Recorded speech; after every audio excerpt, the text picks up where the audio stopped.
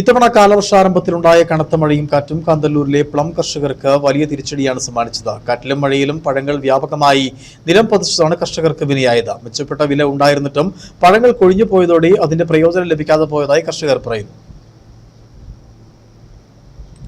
ഇത്തവണ നേരത്തെ എത്തിയ കാലവർഷവും കാലവർഷാരംഭത്തിലുണ്ടായ കാറ്റും മഴയും ഹൈറേഞ്ചിലെ കാർഷിക മേഖലയ്ക്കാകെ പ്രതിസന്ധി തീർത്തിരുന്നു. ഇത്തരത്തിൽ പ്രതിസന്ധി നേരിട്ടൊരു വിഭാഗം കർഷകരാണ് കാന്തല്ലൂരിലെ പ്ലം കർഷകർ.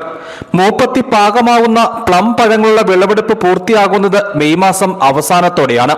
എന്നാൽ മഴയും കാറ്റും നേരത്തെ എത്തിയതോടെ പാകമായി നിന്നിരുന്ന പ്ലം പഴങ്ങൾ വലിയ തോതിൽ നിലം പതിച്ചു. ഇതോടെ പഴങ്ങൾ വിളവെടുത്ത് വിപണിയിലെത്തിക്കാൻ കർഷകർക്ക് കഴിയാതെ പോയി. വലിയ നഷ്ടമാണ് ഇതിലൂടെ കർഷകർക്കുണ്ടായത്. മെച്ചപ്പെട്ട വിലയുണ്ടായിരുന്നിട്ടും പഴങ്ങൾ കൊഴിഞ്ഞു പോയതോടെ അതിന്റെ പ്രയോജനം ലഭിക്കാതെ പോയതായി കർഷകർ പറയുന്നു. ഇപ്രാവശ്യത്തെ വിളവ് മൊത്തം ഈ നേരത്തെ കാറ്റ് വന്നു. സാധാരണ നമുക്ക് കാറ്റ് വരുന്നത് ആടിമാസം എന്ന് പറഞ്ഞാൽ, തമിഴിൽ ആടിമാസം എന്ന് പറഞ്ഞാൽ നമ്മുടെ ഇവിടെ കർക്കിടക മാസത്തിലാണ് സാധാരണ കാറ്റ് വരുന്നത്. ഇപ്രാവശ്യം നേരത്തെ കാറ്റ് വന്നു ഉള്ള പ്ലം മൊത്തം കൊഴിഞ്ഞു. പ്ലം മാത്രമല്ല, പ്ലമിൻ്റെ കൂടെയുള്ള ആപ്പിളും ചെറിയ ആപ്പിളും എല്ലാം പൊഴിഞ്ഞുപോയി.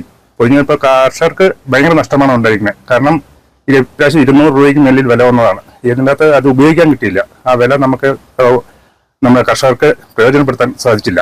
പ്ലം കർഷകരെ മാത്രമല്ല, പഴവർഗ്ഗങ്ങൾ കൃഷി ചെയ്യുന്ന കാന്തല്ലൂരിലെ മറ്റ് കർഷകരെയും ഇത്തവണത്തെ കാറ്റും മഴയും പ്രതികൂലമായി ബാധിച്ചു. സാധാരണ കാന്തല്ലൂർ മേഖലയിൽ കർക്കിടക മാസത്തിൽ ഉണ്ടാകുമായിരുന്ന കാറ്റും മഴയുമാണ് നേരത്തെ ഉണ്ടായതെന്നും കർഷകർ പറയുന്നു. News bureau, Adimali.